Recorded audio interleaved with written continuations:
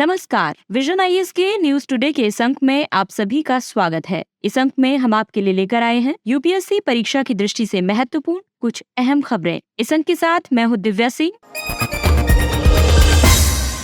आइए सबसे पहले बात करते हैं इस अंक की हेडलाइंस के बारे में। पर्यावरण, वन और जलवायु परिवर्तन मंत्रालय ने ड्राफ्ट ग्रीन क्रेडिट प्रोग्राम कार्यान्वयन नियम 2023 की अधिसूचना जारी की। 64वीं वैश्विक पर्यावरण सुविधा परिषद की बैठक ब्राजील में संपन्न हुई। उत्तर प्रदेश के 7 नए उत्पादों को भौगोलिक संकेतक टैग प्रदान किया गया। बात करेंगे हिंद महासागर द्विध्रुव यानी आईओडी और एलिनिनो के बीच संबंध की। भारत संयुक्त राज्य अमेरिका डिजिटल व्यापार की होगी चर्चा। और संयुक्त राष्ट्र मादक पदार्थ और अपराध कार्यालय यूएनओडीसी ने विश्व मादक पदार्थ रिपोर्ट 2023 जारी की। और आइए अब खबरों पर विस्तार से चर्चा करते हैं।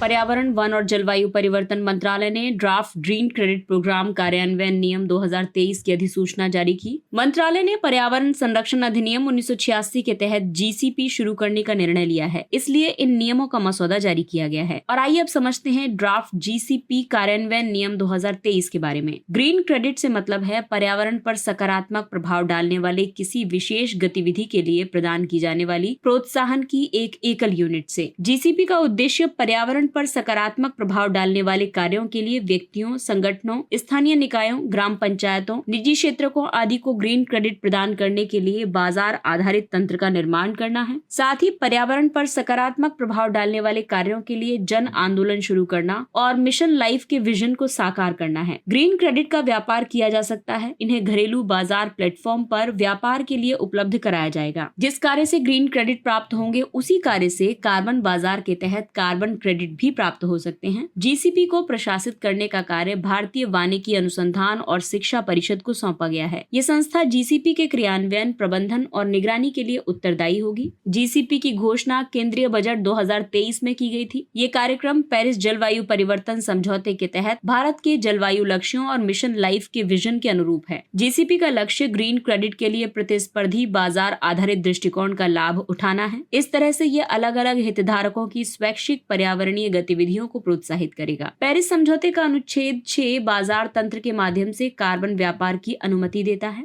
जीसीपी के तहत अनुमत सेक्टर हैं वृक्षारोपण, जल संरक्षण, संधारणीय कृषि, अपशिष्ट प्रबंधन, वायु प्रदूषण को कम करना, मैंग्रोव संरक्षण और पुनर्स्थापन, इको मार्क लेबलिंग और संधारणीय भवन तथा बुनियादी ढांचा।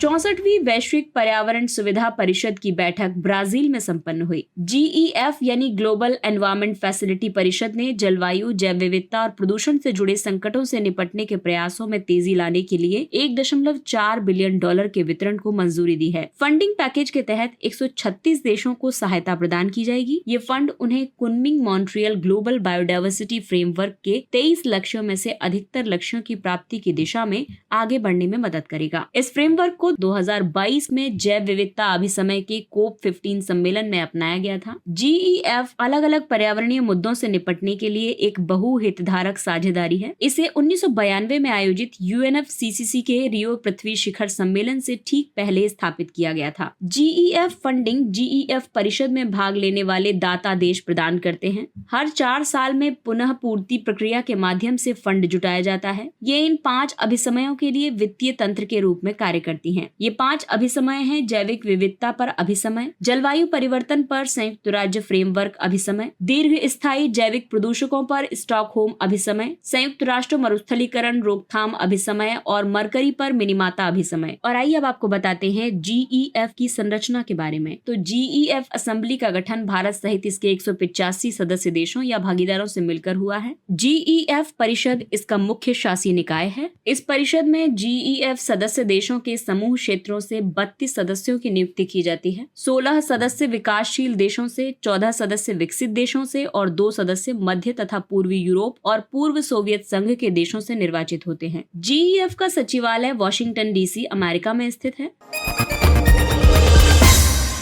उत्तर प्रदेश के 7 नए उत्पादों को भौतिक संकेतक टैग यानी जीआई टैग प्रदान किया गया। और आइए अब आपको बताते हैं जीआई टैग प्राप्त उत्पादों के बारे में। अमरोहा की ढोलक, ये लकड़ी के खोखले ब्लॉक से बना हुआ एक संगीत वाद्य यंत्र है। इसके दोनों किनारों पर पशुओं की खाल लगाई जाती है। इसमें ज्यादातर बकरी की खाल का उपयोग किया जाता है। दूसरा उत्पाद है बागपत होम फर्निशिंग। इन उत्पादों में सूती हथकरघा चादरें, पर्दे, कुशन आदि शामिल हैं। ये उत्पाद अपने पारंपरिक ज्यामितीय पैटर्न के लिए जाने जाते हैं। तीसरा है काल्पी का हस्त निर्मित कागज। इसमें लकड़ी की जगह अलग अलग प्रकार के रद्दी कागज का उपयोग करके पर्यावरण अनुकूल तरीके से कागज तैयार किए जाते हैं। चौथा है महोबा का गौरा पत्थर हस्तशिल्प। इस हस्तकला में इस्तेमाल होने वाला गौरा पत्थर एक चमकीले धूमिल सफेद रंग का पत्थर होता है। पांचवा है मैनपुरी तारकशी कला। इस कला में गहरे रंग की शीशम की लकड़ी पर पीतल के तारों, पट्टियों और रूपांकनों की बारीक जड़ाई का काम किया जाता है। इसका उपयोग मुख्य रूप से फर्नीचर और बक्सों तथा खड़ाऊ बनाने के लिए किया जाता है। संभल का हॉर्न बोन शिल्प। इस शिल्प में कच्चे माल के रूप में मृत पशुओं की सींग का इस्तेमाल किया जाता है। इस कारण ये उत्पाद पर्यावरण और पशु कल्याण के अनुकूल है। बाराबंकी हैंडलूम। इसके मुख्य उत्पाद स्कार्फ, शॉल और स्टोल हैं। ये क्लस्टर लखनऊ के नवाब शासनकालीन बुनाई के लिए प्रसिद्ध हैं। जीआई टैग एक तरह का बौद्धिक संपदा अधिकार है। ये टैग किसी विशिष्ट भौगोलिक क्षेत्र से संबंधित उत्पाद को दिया जाता है। चेन्नई में भौगोलिक संकेतक रजिस्ट्री स्थित है। ये वस्तुओं के भौगोलिक संकेतक पंजीकरण और संरक्षण अधिनियम 1999 के तहत जीआई टैग प्रदान करती है। जीआई टैग 1 दशक के लिए वैध होता है। इसके बाद अगले 10 वर्षों के लिए इसका नवीनीकरण करवाया जा सकता है। भारत में जीआई टैग प्राप्त करने वाला पहला उत्पाद दार्जिलिंग चाय था। इसे 2004 में जीआई टैग प्राप्त हुआ था। और आइए अब बात करते हैं जलवायु तथा मौसम की। हिंद महासागर द्विध्रुव यानी आईओडी और अल नीनो क्या है? इस साल अल नीनो पहले से ही प्रशांत महासागर में मजबूती से सक्रिय हो चुका है। इसके बावजूद कई मौसम विज्ञान एजेंसियों ने एक धनात्मक आईओडी विकसित होने की संभावना प्रकट की है। आईओडी यानी कि इंडियन ऑसिलेशन डाइपोल, ये पश्चिमी हिंद महासागर और पूर्वी हिंद महासागर के बीच समुद्री सतह के तापमान में अंतर है, इसीलिए इसे द्विध्रुव कहा जाता है। अल नीनो दक्षिणी दोलन यानी एनसो और आईओडी के बीच संबंध की अगर हम बात करें तो हिंद महासागर में वायु परिसंचरण पश्चिम से पूर्व दिशा की ओर होता है। ऊपरी स्तर पर यह विपरीत दिशा में होता है, यानी कि पूर्व से पश्चिम होता है। सामान्य वर्ष में पश्चिमी प्रशांत महासागरीय क्षेत्र से गर्म जल हिंद महासागर में प्रवेश करता है। इससे वायु गर्म होकर ऊपर उठती है और वायु परिसंचरण को मजबूत करती है। लेकिन अल नीनो के दौरान प्रशांत महासागर का पश्चिमी भाग सामान्य से ज्यादा ठंडा हो जाता है और इसकी वजह से हिंद महासागर का पूर्वी भाग भी ठंडा हो जाता है। इससे धनात्मक आईओडी के विकास में मदद मिलती है। जब पूर्वी हिंद महासागर की तुलना में पश्चिमी हिंद महासागर बहुत ज्यादा गर्म हो जाता है तो इसे पॉजिटिव इंडियन ऑसिलेशन डाइपोल कहा जाता है। और इसी तरीके से ऋणात्मक आईओडी लानिना से संबंधित है। शोधकर्ताओं का मानना है कि एनसो जैसे बाहरी कारक भी आईओडी को ट्रिगर कर सकते हैं, लेकिन कई बार स्थानीय परिसंचरण के कारण भी ऐसा होता है। धनात्मक आईओडी से अफ्रीकी तट और भारतीय उपमहाद्वीप में वर्षा होने में मदद मिलती है, जबकि पूर्वी हिंद महासागर से लगे क्षेत्रों में कम वर्षा होती है। और ऋणात्मक आईओडी की दशा में स्थिति ठीक इसके विपरीत होती है। हालांकि एनसो की तुलना में आईओडी यानी इंडियन ऑसिलेशन डाइपोल का प्रभाव बहुत कमजोर होता है, लेकिन ये नेसो के प्रभाव को कम कर सकता है। आप इस स्थिति को चित्र के माध्यम से ज्यादा अच्छे तरीके से देख सकते हैं, या फिर आप यूट्यूब पर जाकर भी इंडियन ऑसिलेशन डाइपोल को देख सकते हैं।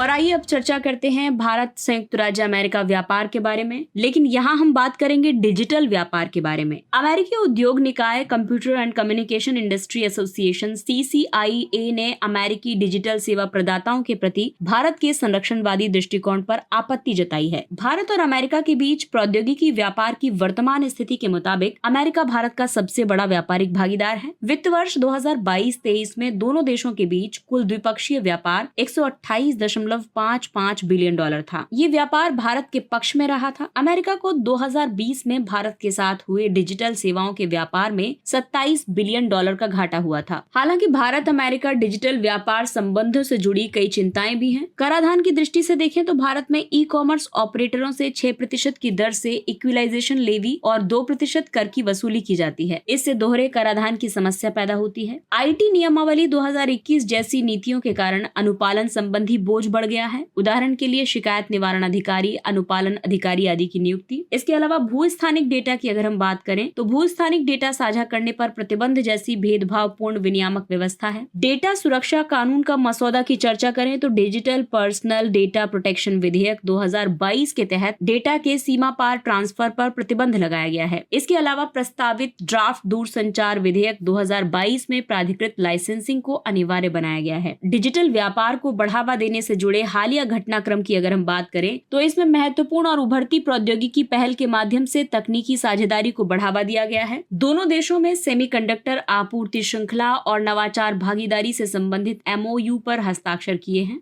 दोनों देशों का संयुक्त कार्यबल ओपन रैन नेटवर्क और 5G या 6G प्रौद्योगिकियों में अनुसंधान एवं विकास पर ध्यान केंद्रित करेगा। इसके अलावा आर्टिफिशियल इंटेलिजेंस के व्यवसायीकरण के लिए एक संयुक्त कोष का गठन किया गया है।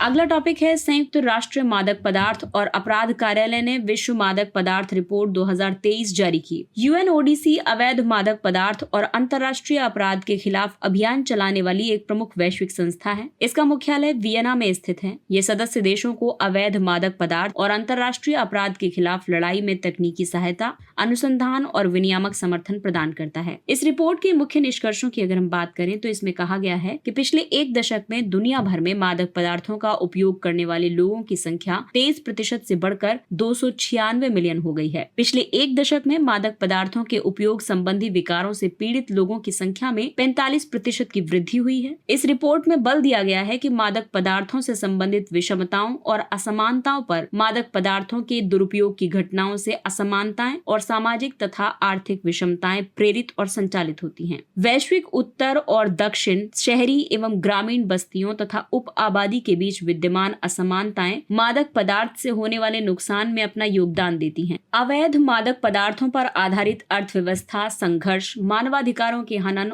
और पर्यावरणीय विनाश को बढ़ा रही हैं। वनों की अवैध कटाई, खनन और भूमि पर कब्जे के साथ साथ वन्य जीवों की तस्करी से पर्यावरण को नुकसान हो रहा है। अमेज़न के वन इसके उदाहरण हैं। साहेल क्षेत्र में मादक पदार्थों का दुर्व्यापार गैर राज्य सशस्त्र और विद्रोही समूहों को वित्त पोषित कर रहा है। नियंत्रित दवाओं के चिकित्सकीय उपयोग को विनियमित करने में लोक स्वास्थ्य को प्राथमिकता देना प्रमुख है। पर्याप्त ढांचे के अभाव में औषधीय उपयोग के लिए प्रयोग होने वाली साइकेडेलिक ड्रग्स को अवैध मादक पदार्थ बाजारों में भेजा जा सकता है। इसके अलावा सिंथेटिक मादक पदार्थों का प्रभाव बढ़ रहा है। मेथाम्फेटामाइन, फेंटानिल जैसे सिंथेटिक मादक पदार्थों का उत्पादन करने वाले अपराधी कानून और प्रवर्तन के समक्ष चुनौतियां उत्पन्न कर सकते हैं।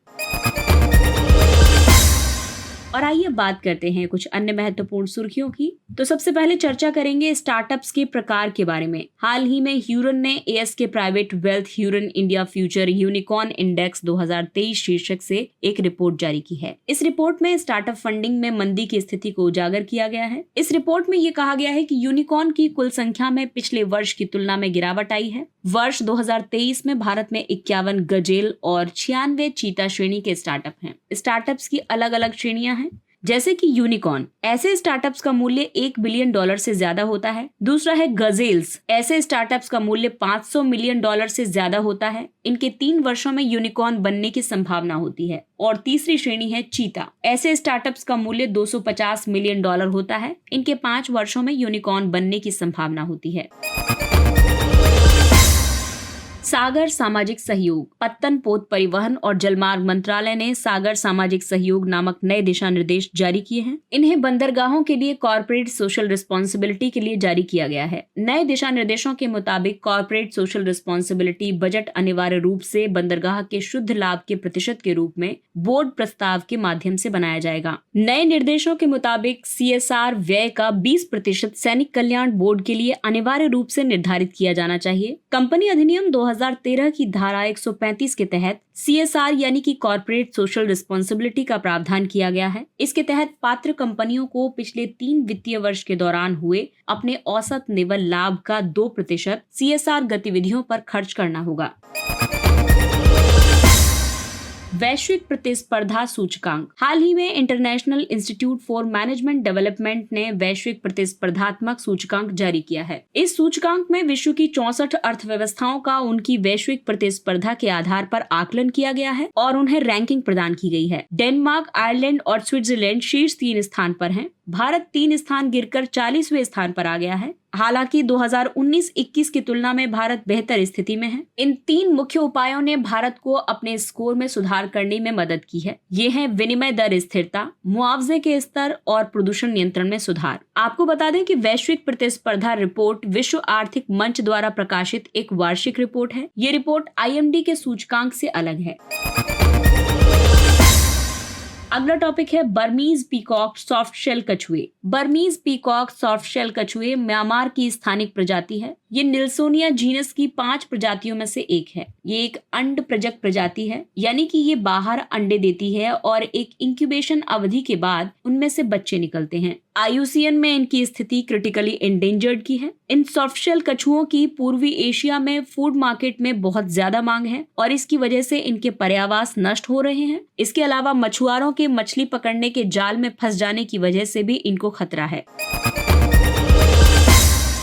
और आइए बात करते हैं अगले टॉपिक की, जलीय जंतु रोगों के लिए राष्ट्रीय निगरानी कार्यक्रम NSPAD। हाल ही में केंद्रीय मत्स्य पालन, पशुपालन और डेयरी मंत्री ने report fish disease app launch किया है। इस ऐप को भारतीय कृषि अनुसंधान परिषद, राष्ट्रीय मत्स्य आनुवांशिक संसाधन ब्यूरो ने जलीय जंतु रोगों के लिए राष्ट्रीय निगरानी कार्यक्रम के तहत विकसित किया है। NSPAD को केंद्रीय मत्स्य पालन, पशुपालन और डेयरी मंत्रालय के मत्स्य पालन विभाग ने शुरू किया है। इसे प्रधानमंत्री मत्स्य संपदा योजना के तहत क्रियान्वित किया जा रहा है। ये जलीय जीवों में नए और बाहरी संक्रामक रोगों का तेजी से पता लगाने के लिए जलीय जंतु रोगों के वितरण एवं प्रकोप पर जानकारी एकत्र करता है। वैश्विक वन समीक्षा। वर्ल्ड रिसोर्सेज इंस्टीट्यूट और मैरीलैंड विश्वविद्यालय ने ग्लोबल फॉरेस्ट वॉच प्लेटफॉर्म पर वैश्विक वन समीक्षा को अपडेट किया है। इस समीक्षा में ये कहा गया है कि वर्ष 2022 में कुल 4.1 मिलियन हेक्टेयर उष्णकटिबंधीय प्राथमिक वन हानि हुई थी। ये प्रति मिनट 11 फुटबॉल मैदानों के आकार के वन क्षेत्र को खोने के बराबर है। इस वन हानि से 2.7 गीगाटन CO2 उत्सर्जित हुआ है, जो भारत के जीवाश्म ईंधन द्वारा होने वाले वार्षिक उत्सर्जन के बराबर है।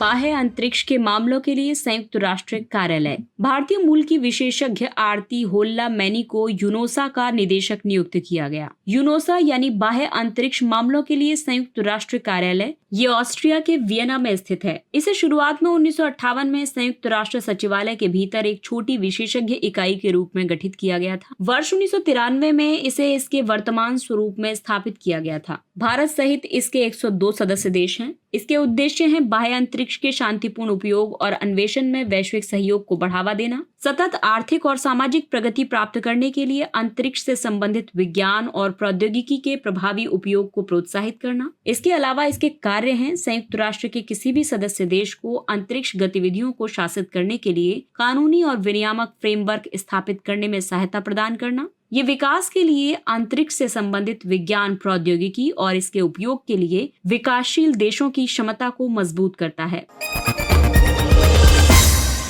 QS world university ranking. हाल ही में QS वर्ल्ड यूनिवर्सिटी रैंकिंग 2024 जारी की गई है। इसमें भारतीय प्रौद्योगिकी संस्थान बॉम्बे को 149वीं रैंक प्रदान की गई है। साथ ही इससे भारत की संस्थागत प्रगति को भी रेखांकित किया गया है। QS world university ranking Quacquarelli Symonds जारी करता है। ये रैंकिंग अकादमिक प्रतिष्ठा, नियोक्ता प्रतिष्ठा, प्रतिसंकाय उद्धरण आदि से संबंधित संकेतकों पर आधारित है। इस वर्ष की रैंकिंग में 3 नए मैट्रिक्स को शामिल किया गया है और ये है संधारणीयता, रोजगार परिणाम और अंतर्राष्ट्रीय अनुसंधान नेटवर्क। और आइए बात करते हैं महत्वपूर्ण शख्सियत मीरा पैबी के बारे में। देश के गृह मंत्री ने अलग अलग नागरिक समाज समूहों के साथ अपनी बैठक के क्रम में मीरा पैबी से मुलाकात की। मीरा पैबी या मशाल लेकर चलने वाली महिलाएं मणिपुर में 1977 में गठित एक महिला सामाजिक आंदोलन है। मीरा पैबी सामान्य रूप से संगठित हैं। इनके पास न तो कोई निश्चित पदानुक्रम या संगठित संरचना है और न ही कोई प्रत्यक्ष राजनीतिक झुकाव है। ये इम्फाल घाटी में मेइती समुदाय की महिलाएं हैं। इस आंदोलन में जीवन के सभी क्षेत्रों की महिलाएं शामिल हैं। शुरुआत में इनकी भूमिका शराब और नशीली दवाओं के खिलाफ संघर्ष पर केंद्रित थी, लेकिन अब उनकी भूमिका का विस्तार हो गया है और अब वे मानवाधिकारों के उल्लंघन से संबंधित मामलों को उठाने लगी हैं और व्यापक पैमाने पर समाज के विकास में योगदान देने लगी हैं। अगला टॉपिक है टेम्पालिंग गुफा। एक हालिया शोध में लाओस की टेम्पालिंग गुफा से प्राप्त जीवाश्मों के आधार पर मुख्य भूमि एशिया में आधुनिक मानव के आगमन का विश्लेषण किया गया। यहाँ से प्राप्त जीवाश्म की आयु से ये पता चलता है कि इस क्षेत्र में आधुनिक मानव 68,000 से 86,000 वर्ष पूर्व आए थे। टेम्पालिंग के इस साक्ष्य ने दक्षिण पूर्व एशिया में होमोसेपियंस के आगमन के समय को थोड़ा और पहले कर दिया है। इस गुफा से डेनिसोवन का लगभग 1,50,000 वर्ष पुराना एक दांत भी प्राप्त हुआ है। डेनिसोवन मानव के अब विलुप्त हो चुके वंशज हैं। केवल साइबेरिया और तिब्बत से प्राप्त अवशेषों के आधार पर ही इनके अस्तित्व के बारे में जानकारी प्राप्त हुई है।